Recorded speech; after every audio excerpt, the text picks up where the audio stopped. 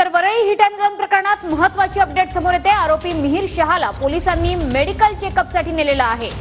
Medical नंतर आरोपी मिहिर शहाला कोर्टामध्ये हजर केलं जाणार आहे। आपले प्रतिनिधी कृष्णा सोनरवाडकर सध्या आपल्या सोबत जोडले गेलेले आहेत। कृष्णा, जी मेडिकल टेस्ट ही अपघातानंतर होणं अपेक्षित होतं, 3 दिवसांनंतर होते, काय परिणाम असू शकतात? मनीषा, आपण पाहतो की अपघातानंतर फरार काल अटक करण्यात आली आणि पहिल्यांदा सगळ्यात पहिली एक्सक्लुझिव्ह दृश्य जे आहेत ते TV9 मराठीवरती आपण पाहतो आहोत। अटकेनंतरची मिहिर शहाची ही दृश्य आहेत।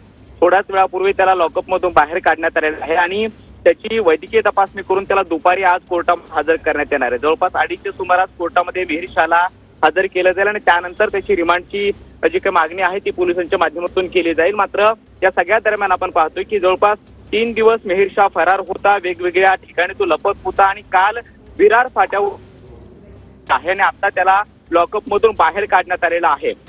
या आरोपीनं वेगवेगळ्या लोकेशन्सवरती लपण्याचा प्रयत्न केलेला होता, त्याचबरोबर मोबाईल फोन सुद्धा स्वतःचा बंद ठेवलेला होता, त्यामुळे त्याचं लोकेशन मिळत नव्हतं। मात्र तो वेगवेगळ्या ठिकाणी फिरत असताना पोलीस त्याच्या मागावरती होते आणि अखेर तो पहिल्यांदा शहापूरच्या एका रिसॉर्टवरती गेला, तिथे तो कुटुंबियासोबत थांबला आणि त्यानंतर त्याला जशी पोलीस येत आहेत अशी कुणकुण लागली तसा तो तिथून फरार झालेला होता आणि विरारला एका मित्रासोबत आलेला होता।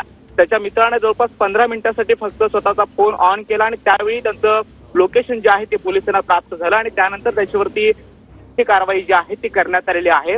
रात्री उशिरा आरोपी मिहिर शहाची चौकशी वरिष्ठ अधिकाऱ्यांनी केली आणि त्यावेळी त्या चौकशीमध्ये अपघातावेळी तो स्वतःच गाडी चालवत होता हेही मान्य केल्याचं सूत्रांकडून कळतं आहे आणि आता मिहिर शहाला बाहेर काढण्यात आलेला आहे।